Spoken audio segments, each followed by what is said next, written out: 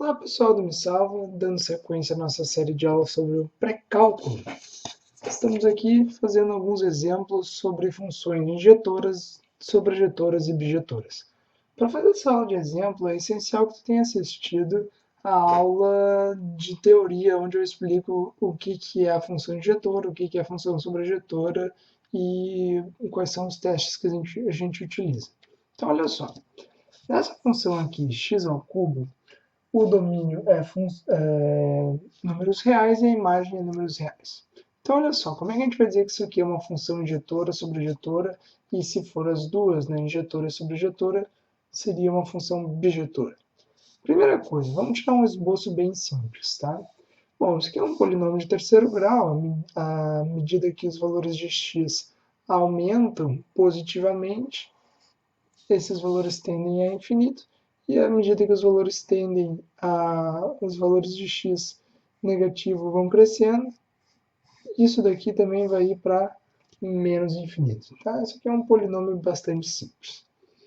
Bom, como que a gente faz para deduzir se isso aqui é injetora e se é sobrejetora? Primeira coisa, a gente sempre faz o teste da função injetora primeiro, porque ele é mais fácil. O teste da função injetora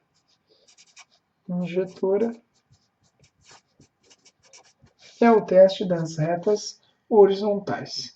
Esse teste aqui consiste em simplesmente cruzar toda a tua função com retas horizontais e ver se ela corta apenas uma vez, certo? Se corta apenas uma vez o teu gráfico em toda a extensão dele, beleza, essa função aqui é uma função injetora. Tranquilo? E agora o que a gente tem que fazer? Agora a gente tem que fazer a função sobrejetora.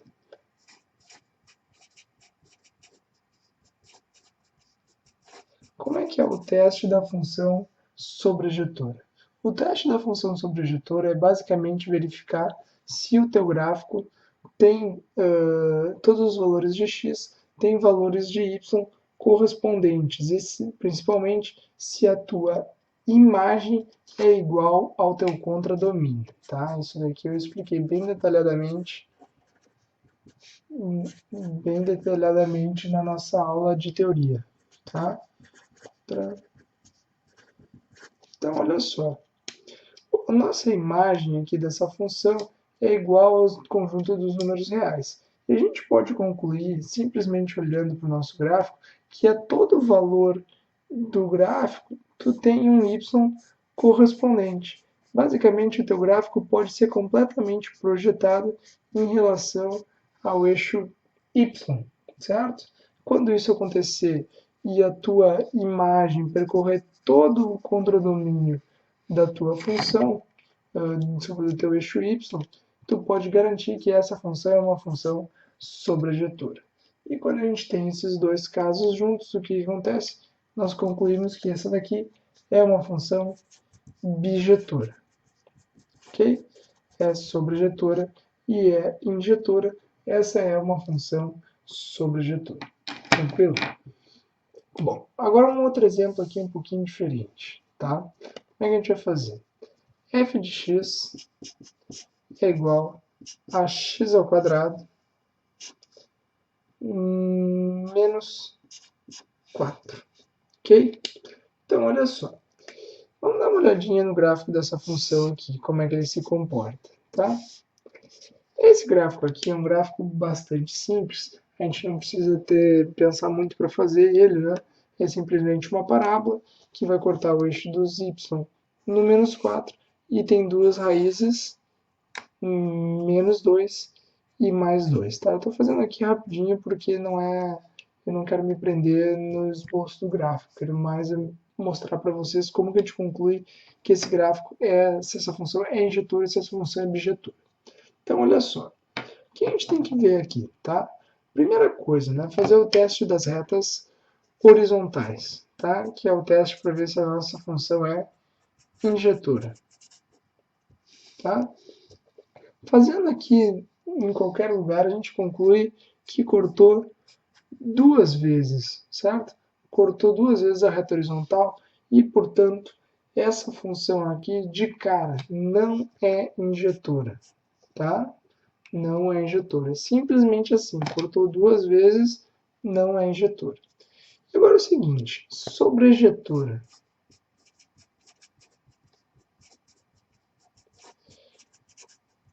Bom, nós analisamos ali a nossa função aqui em cima, tá? E vimos que se o gráfico corresponde, tem valores associados a todos os y's do teu contradomínio aqui, ou seja, a tua imagem é igual ao teu contradomínio, então essa função é sobrejetora. Então, olha só, digamos que eu diga para vocês que o contradomínio dessa função aqui é o conjunto dos números reais, ou seja, eu tenho todo o eixo dos y. Essa função aqui, ela está definida, tá, somente para valores de y que são maiores do que menos 4. Para y maior do que menos 4, ou seja, daqui para cima, essa função apresenta todos os valores de y. Porém, para baixo, não. Então, olha só, se eu disser para vocês que a minha imagem, quem que é a minha imagem dessa função aqui? A imagem dessa função é y maior do que menos 4. Tranquilo? Se eu disser para vocês que o meu contradomínio vai ser todo o conjunto dos números reais, tá? E o nosso contradomínio vai ser todos os números do conjunto dos números reais, eu vou dizer que essa função não é sobrejetora. Por quê? Porque o teu contradomínio vai ser todo o conjunto dos números reais. Bom, então olha só, o nosso contradomínio é diferente da nossa imagem, então beleza, né? Isso daqui não é sobrejetora. Porém aqui tem um detalhe que é um pouquinho pega-ratão assim, de prova, é uma questão bem de abstração, tá?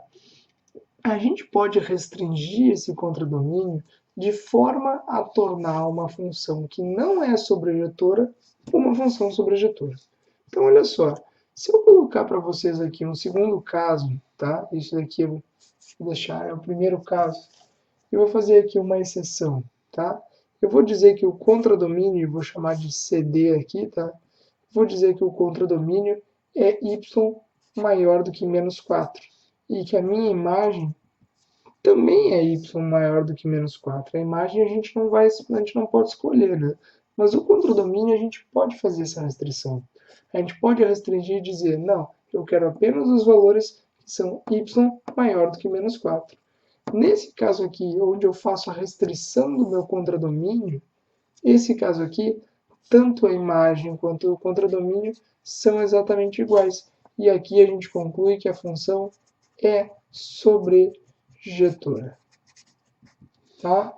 Isso daqui é um pega-ratão clássico, tá? Um negócio bem complicadinho de a gente entender. Basicamente é o seguinte, o contradomínio tu pode escolher. Se o enunciado, ou se a questão fixar para ti contradomínio é o conjunto dos números reais. Se ele fixar isso aqui para ti e tu encontrou que a imagem é y maior do que menos 4, bom, são diferentes, não é sobrejetora. Agora, se a questão te der a oportunidade de tu corrigir esse pequeno defeito que ele tem, tu vai dizer o quê? Bom, para essa função ser sobrejetora, eu tenho que dizer que o contradomínio vai ser y maior do que menos 4. E assim, a imagem e o contradomínio vão ser exatamente iguais. Certo, gente? Então, espero que tenha ficado claro, tá? Essa partezinha da matéria é relativamente simples, tá? Geralmente a gente faz 1 ou 2 exercícios, consegue entender bem fácil, certo? Então, gostaria de agradecer a audiência de vocês. Lembrando que vocês podem nos visitar no site www.mesalva.net e também nas redes sociais. Muito obrigado e até logo.